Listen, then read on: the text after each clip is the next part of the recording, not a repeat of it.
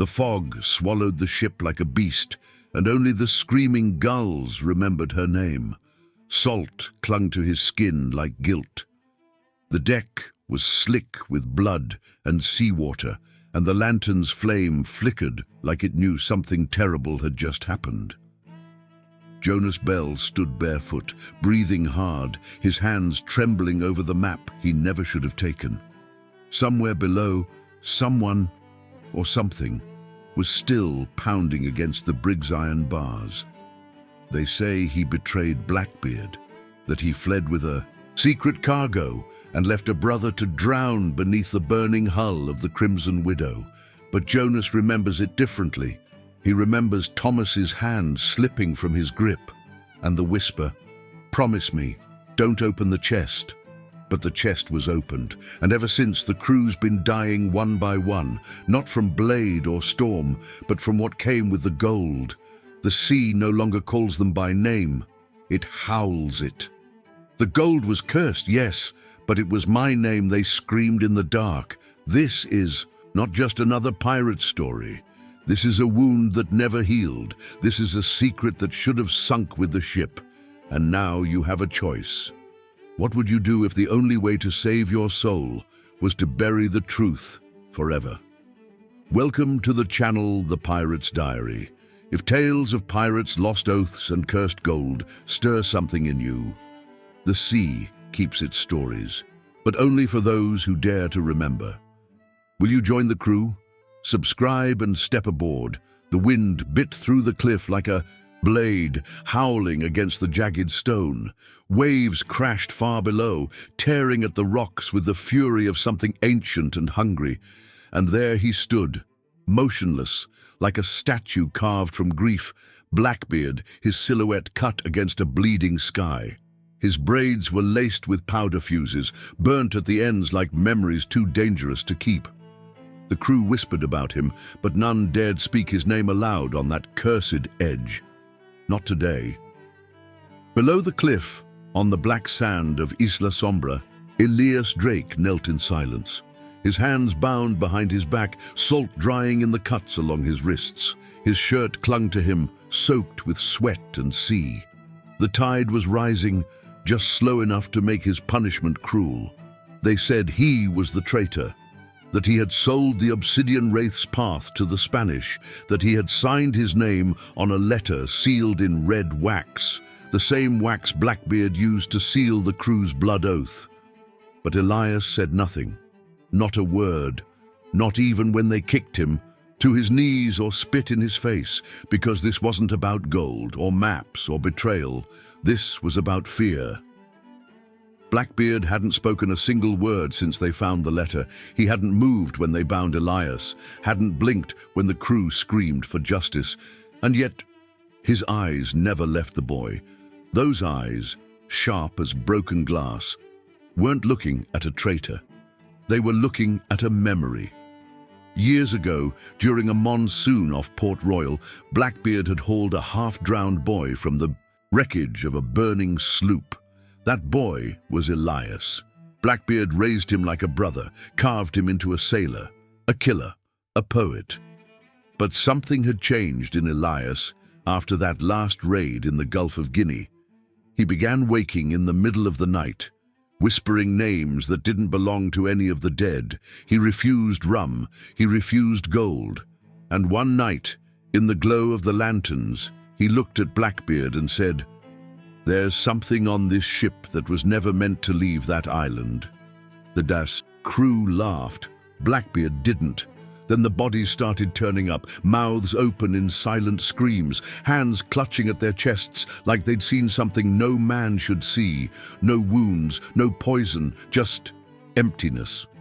And now Elias was on his knees in the sand, while the crew argued over how deep to dig his grave. Blackbeard remained silent, because deep down, even he feared the truth. Maybe Elias hadn't betrayed them. Maybe Elias was the only one who saw what was coming. And that's what haunted him most. From above, the wind carried Elias's voice, low like a confession dragged from the bottom of the sea. He screamed from the hold, but it wasn't Thomas's voice anymore. The crew froze. Elias turned his head toward the tide, his face pale as bone. "It followed us. It still wears his face, and if I hadn't lied, it would have climbed aboard." No one moved, not even Blackbeard. In that moment, the sky broke open and rain poured down like judgment. Thunder rolled over the island, and the sea rose higher, licking the edges of Elias's boots. One sailor, a boy named Rook, dropped his shovel and stepped back. Another crossed himself, because they all remembered now. The day Thomas died, the look on his face, the way his mouth moved, but no sound came out. "I buried him beside the cursed gold," Elias whispered. "Not to honor him, but so the sea would never forget what we did." Blackbeard closed his eyes, not in shame, not in anger, in recognition, because even legends bleed. Even legends carry the weight of things that should have stayed buried, and the captain's eyes, once fire, now stone, held no judgment, only loss. No one ever asked what Blackbeard saw that day. No one spoke of the thing in the hold, and no one ever found Elias's body after the tide rolled in.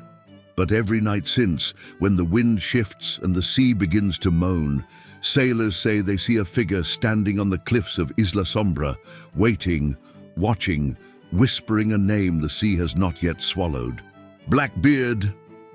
And still the question remains, burned into every cursed page of the pirate's diary. Was Elias the traitor, or the only one who dared to save them?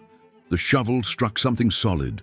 Bone or rock, he couldn't tell, and Elias froze. His breath came in short gasps, hot against the mist curling off the sand.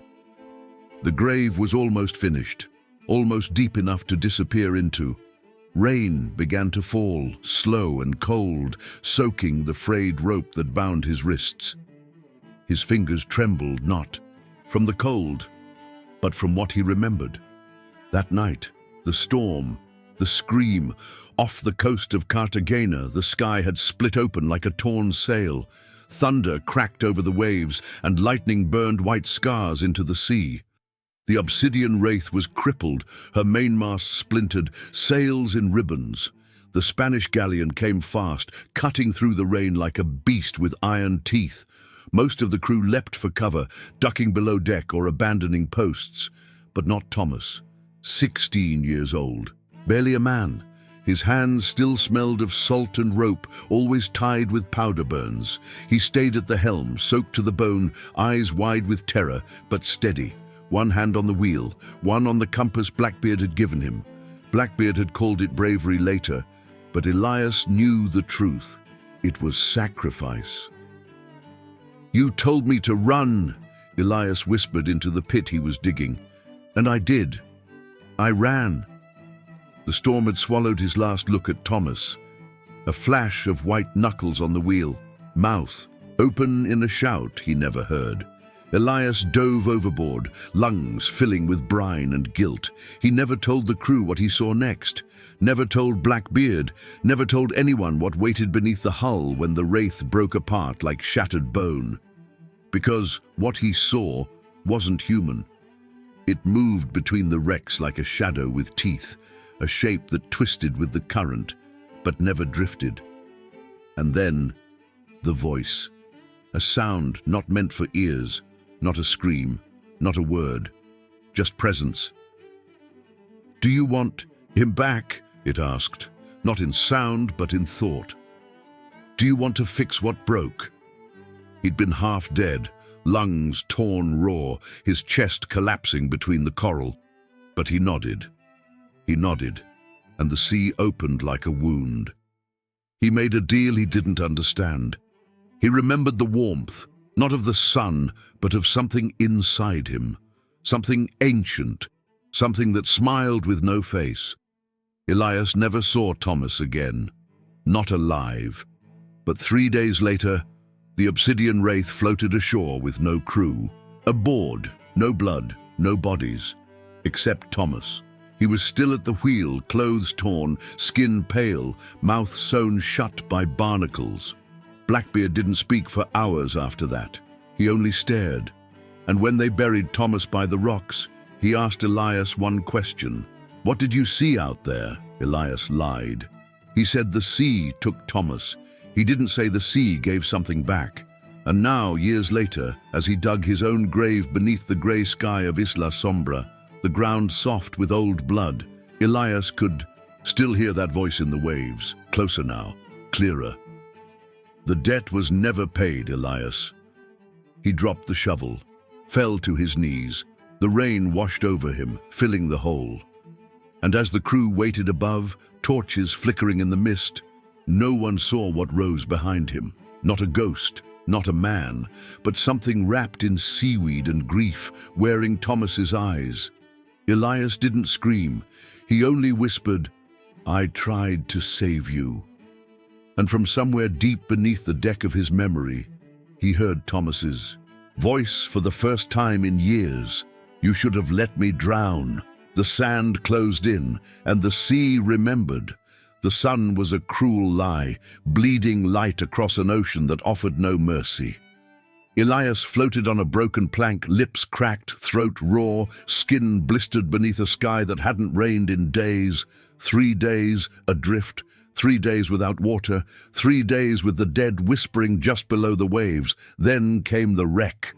It rose from the morning fog like a carcass, ribs of splintered wood, torn open by coral, sails hanging in shreds, rotting in air that didn't move.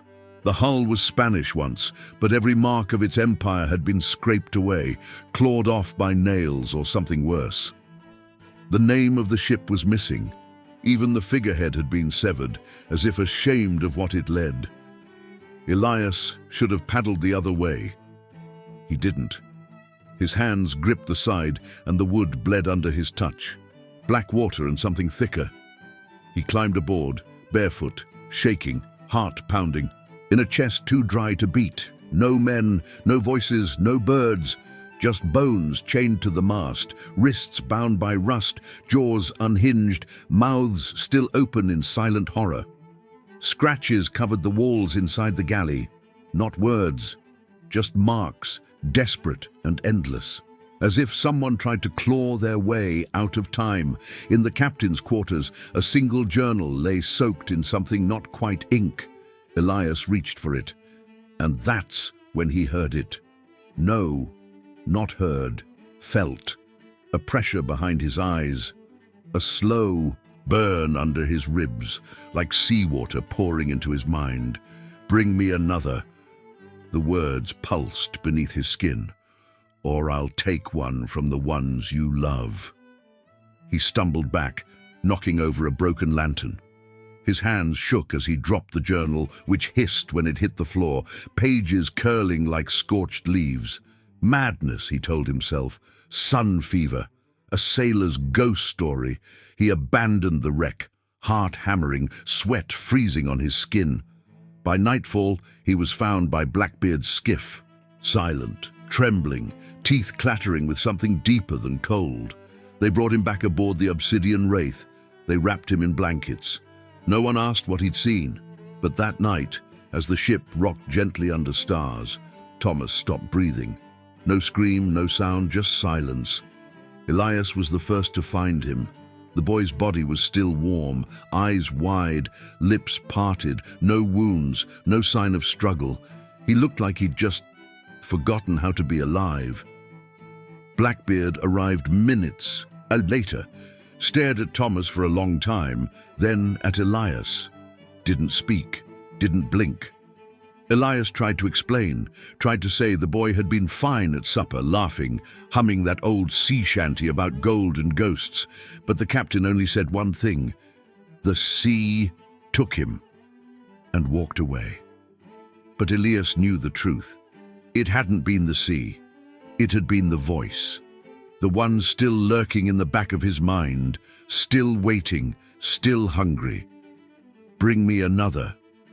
And in the dark, rocking silence of the ship, Elias whispered back, "Who do you want?" The answer didn't come in words, just a slow, hollow sound, like breath drawn through waterlogged lungs. And the next morning, another sailor was gone, vanished from his hammock. No blood, no sign of struggle. only a wet mark on the wood, as if something had climbed aboard during the night. From then on, Elias kept a journal of his own, a mirror to the one he'd found. He never told Blackbeard, never told anyone, because some curses don't scream, some curses whisper, and they never stop. The shovel hit something solid, not wood, not bone. The sound rang dull and wrong, like a bell muffled by earth. Elias paused. The crew leaned in. Rain tapped softly on their shoulders, but none of them moved. He bent low, brushing sand away with his fingers. Coral, pale, jagged coral buried deep beneath the soil. Coral that didn't belong on this part of Isla Sombra. This wasn't reefland. This wasn't sea-claimed shore. This was a grave, and something was bleeding through it. The men exchanged glances. Some backed away. Rook made the sign of the cross. One whispered, "This island's cursed." But no one dared say it louder. Then came the sound of boots on rock. Heavy, measured, final. Blackbeard stepped down from the cliffside path, his coat dragging through the wet ferns, his shadow swallowing the firelight. The rain did not touch him. His beard was laced with powder fuses, still dry. His eyes, dark as stormwater, met Elias's without. Blinking, he did not raise his voice. "You betrayed me, boy." The words dropped like iron, not rage, not fury, just truth, spoken from the bottom of something far older than pride. "But I want to hear it from your own tongue." Elias stood frozen, the shovel slipping from his fingers and landing with a hollow thud on the coral. His hands were shaking, not from fear, but from memory. He looked around at the crew, men who once sang beside him, bled beside him, who now waited like wolves, craving, blame. His voice cracked but did not break. "I didn't betray you," he said, meeting Blackbeard's stare. "I tried to protect you from something older than this sea." Laughter followed, sharp, nervous, forced, like men laughing to keep from running. But Blackbeard didn't laugh, because he remembered Cartagena. He remembered the storm that shouldn't have come. He remembered the shape of that wreck, ribs split wide, sails hanging in a windless void. A ship without a name, drifting where no vessel should be. He had seen it once before, not on the sea, in a nightmare. Years ago, beneath a fever brought on by a knife wound, he saw the wreck in his sleep. Saw it floating toward him across a black horizon, silent and empty, but carrying something behind its eyes, something not born of man. He never told a soul, not even Elias. But now, staring into the boy's face, he knew the wreck was real, and it had touched Elias. "What did you bring back from that wreck?" Blackbeard asked, quietly. Elias didn't answer, but his silence said enough. Thunder rolled far offshore, soft and low, like something stirring beneath the deep. Blackbeard stepped closer, his boots sank slightly into the damp sand. He looked down into the grave, at the coral, the twisted shapes beneath it, the impossible reef growing from dry land, like a wound reopening. He reached into his coat and pulled something small from his pocket. A compass. Thomas's compass. He tossed it into the grave. "I gave him this," he said, his voice distant. "I thought it would keep him safe." Elias stared at the compass. The needle spun slowly, never settling, and then he whispered, "It followed me back. I didn't know how to stop it, so I gave it names, hoping it would be enough." Blackbeard's jaw tightened. "You fed it." Elias looked away. The silence dragged long and heavy. Then the wind shifted, sharp and cold, carrying a smell no man ever forgets once he's breathed it. Salt, decay, something not of this world. The torches flickered, the shadows deepened, and somewhere beyond the trees something moved. The crew tensed. One man dropped his cutlass, another whispered a prayer, but Blackbeard didn't move. "This grave isn't for you," he said at last. "It's for what you brought back." He turned to the men. "Bury it. Bury the coral, bury the compass, and if it rises again, may the sea take us all." The men hesitated. Elias didn't. He stepped into the grave himself, hands bare, knees in the wet sand, and began to cover the coral with earth, one handful at a time, because he knew now. This wasn't his punishment. This was his penance. The fire had burned low, casting long shadows against the rocks. The crew stood silent now, no more laughter, no more jeers, only the crackle of embers and the hiss of the tide drawing near. Elias moved slowly, his wrists still raw from the rope, his fingers trembling as he reached beneath the folds of his belt. From there, he pulled a torn scrap of sailcloth, yellowed, stained, frayed at the edges like something ripped from the past, too quickly. He unfolded it with care, his breath catching in his throat. The crew leaned in. Blood had been used as ink. The image was crude, but unmistakable. A reef curved like a serpent's spine, coiled tightly around a sunken hull. The same nameless wreck Blackbeard had seen in dreams. No compass, no bearings. Just one line scrawled across the top in dead, rust-colored strokes. Lo que duerme no olvida. That which sleeps does not forget. A gust of wind tore through the cove, and several men stepped back instinctively. Elias's voice cracked as he spoke, eyes fixed on the map. "I gave this to the Spanish."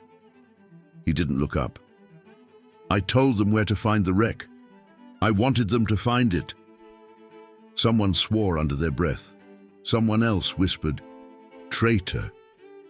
But Blackbeard remained still, his eyes locked on the scrap of sail, on the blood dried into shapes no sane man should draw. "I gave them what it wanted," Elias said, now louder, as if forcing the truth from his ribs. "A soul, a dozen, a ship full of them, anything but yours." He finally looked up, eyes glassed with tears, face hollow, not with fear, but with grief. "I thought if I gave it someone else, if I fed it enough, it would stop coming for us." Blackbeard didn't answer at first.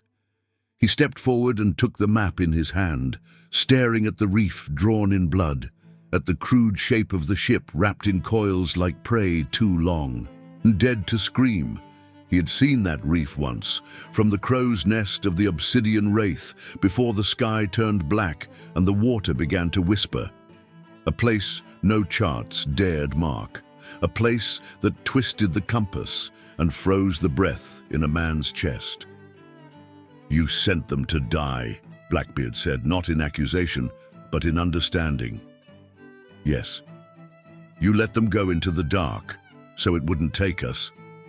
Elias nodded. "So it wouldn't take you."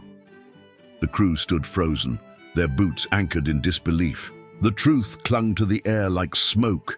The betrayal was real, but the reason was worse. Blackbeard ran a thumb over the blood-stained sailcloth. It had dried dark, nearly black, like something drained from the veins of guilt itself. He folded it, placed it in the inner pocket of his coat. No one spoke, because every man there had bartered something for survival. A secret, a silence, a friend. But Elias had given souls, not for gold, not for freedom, for love. And what haunted them? All wasn't the choice he made.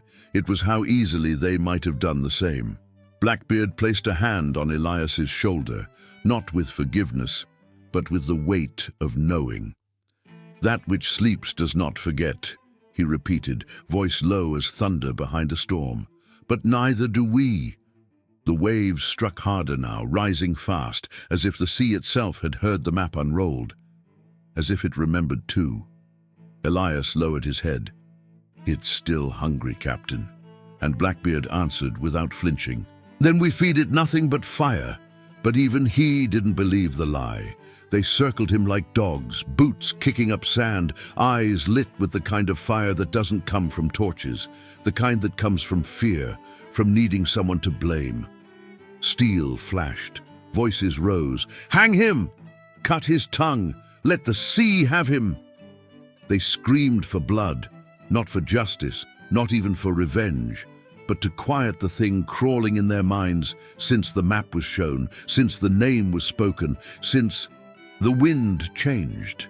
But Blackbeard stood silent, still as stone, still as the cliff behind him, still as the graves that waited just beneath the tide. His eyes never left Elias. He didn't see a coward. He didn't see a traitor. He saw something far worse. A man broken into too many pieces to name, guilt in his breath, madness in his hands, and loyalty buried so deep it had turned to rot. Finally, the captain spoke. "You made a deal with it?" His voice cut through the shouts like a blade through wet cloth. "With the thing in the reef." The beach went quiet. Even the wind paused. Elias stood with swollen wrists and salt in his eyes. His lip was split. His voice barely rose above the tide. "I wanted to live." He swallowed. "I wanted to save Thomas. I wanted—" His breath hitched. But it took him anyway. A hush fell heavier than chains. For a long moment no one moved. No one blinked. Only the surf, coming in slow, as if listening. Then Blackbeard stepped forward, pulling the shovel from the sand. He didn't shout. He didn't threaten. He held it out to Elias and said only, "Then dig." Elias stared at him, hollow. "Dig? But not for yourself." The handle struck Elias's chest. He caught it on instinct, fingers wrapping around the worn wood like an old oath remembered too late. Blackbeard's eyes darkened with something unreadable. "If what you say is true, if it's awake beneath that reef, then it's coming. Not for you, for all of us." He turned to the crew, not to ask permission, but to command silence. "He's not our enemy, not now. Our enemy sleeps in a ship that was never meant to be found." A murmur rippled through the men. Some lowered their blades, some did not. Blackbeard stepped close to Elias, lowering his voice. "You brought it here. You marked the path in blood." A pause. "Now bury what called it." The meaning settled in like thunder behind the bones. Not a grave for Elias, not for Thomas. A grave for the deal, for the pact, for the name that should never have been spoken on land. Elias nodded slowly and began to dig, not out of duty, out of need. With every strike of the shovel, the sand seemed to moan, like it remembered what had been promised. The crew watched in silence, none daring to speak. Above them, the clouds gathered in coils.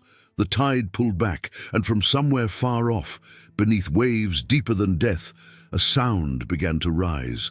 Not wind, not water, but breath, waiting to be claimed again. The shovel sank deeper, but it no longer struck sand. It struck coral, thick, sharp, growing in veins that pulsed like something alive. The pit no longer looked like a grave. It was changing, shifting, a hole in the earth where earth didn't belong. Elias dropped to his knees, tearing at the tangled roots of stone and bone. The coral hissed when touched, cold despite the heat of the island, slick with moisture that smelled of brine and rot. And then it moved, only slightly, like something breathing in its sleep. The crew stepped back. One cursed, another crossed himself. Rook whispered, "This ain't nature." Because it wasn't. This was not a grave. This was a door, a punishment carved from salt and silence. Elias stared down into the chasm he had opened with his own hands. He could feel it now, the pull like a tide beneath his skin. The thing below was waking, or remembering, or both. He stood slowly, turning to the crew, his voice hollow as the grave itself. "It doesn't want me anymore." They didn't understand at first. "It wants all of you," he said. He pointed to the blood-stained map Blackbeard still held, to the reef drawn like a serpent, to the names never written, only whispered. "Because I broke the deal. I tried to cheat it. I thought it wanted me." He shook his head. But now it wants everything I love. The words hit like a cannon shot. Panic lit the air. Muskets cocked. Knives came out with a shriek of metal. Shouts echoed across the beach, chaos clawing its way through men who had faced storms, fire, war. But never this. He's cursed. Put him down before it comes. We bury him and burn the reef. But before blades could fall, before guns could speak, a single hand rose. Blackbeard, not shouting, not begging, just one hand raised like a tide, refusing to pull back. And every man froze. The old captain stepped forward, slow and steady, the coral crunching under his boots, his face unreadable, his voice low.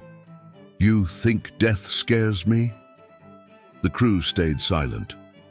"We sail with death every day. We eat beside it, sleep beside it, wear it like a second skin."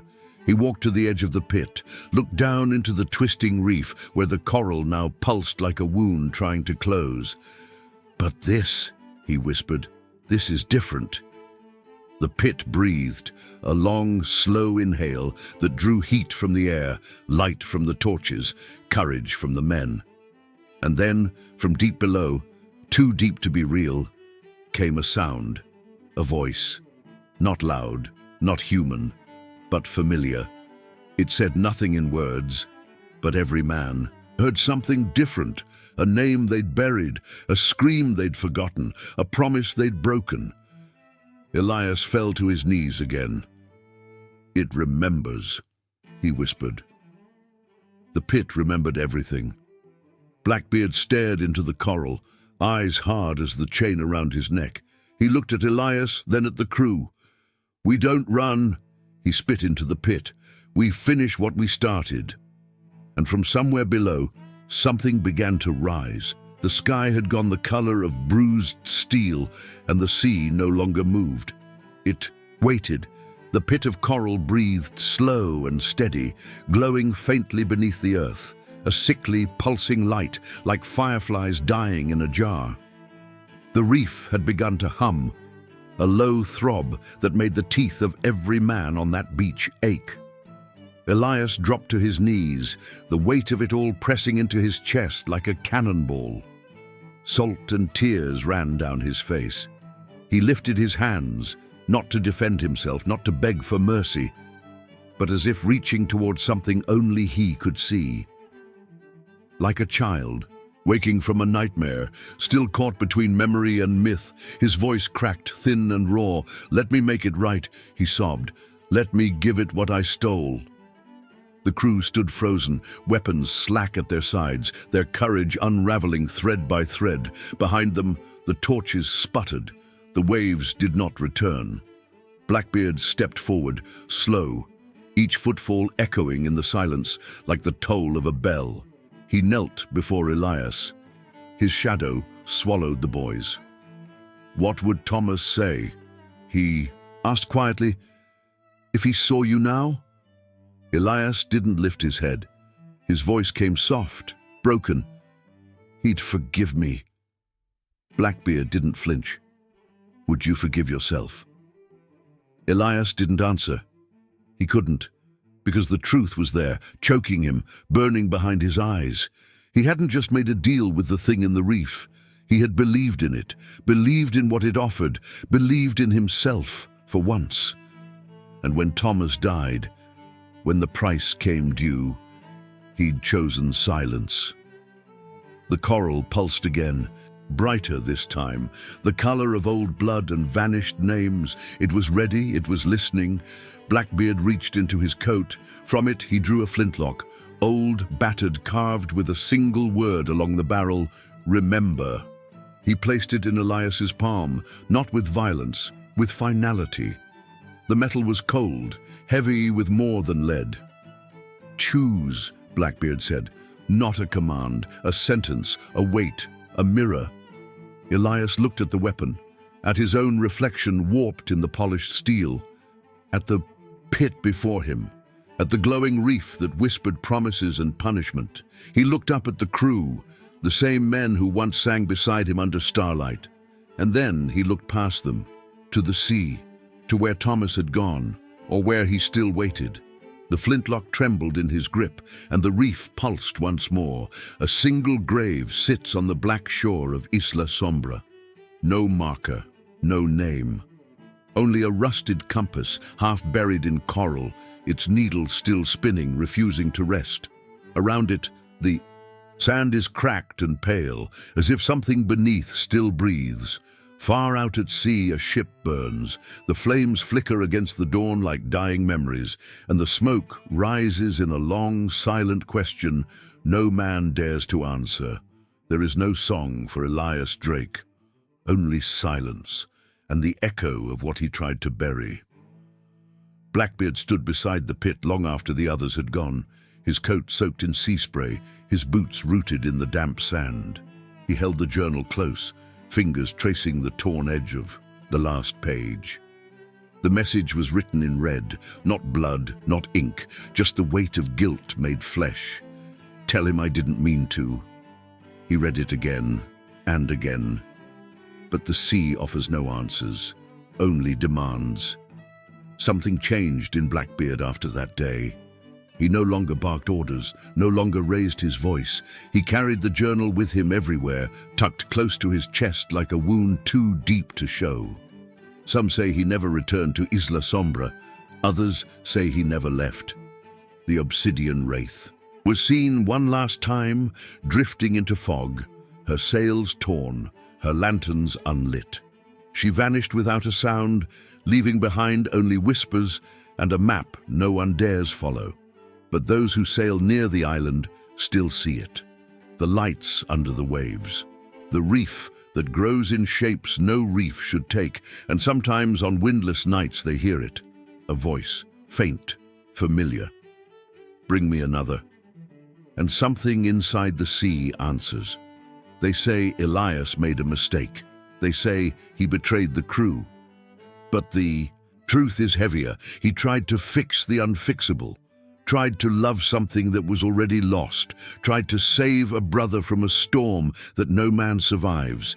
He gave the sea a name, and the sea never forgets. That reef, it isn't just coral, it's memory, twisted, sharp, waiting.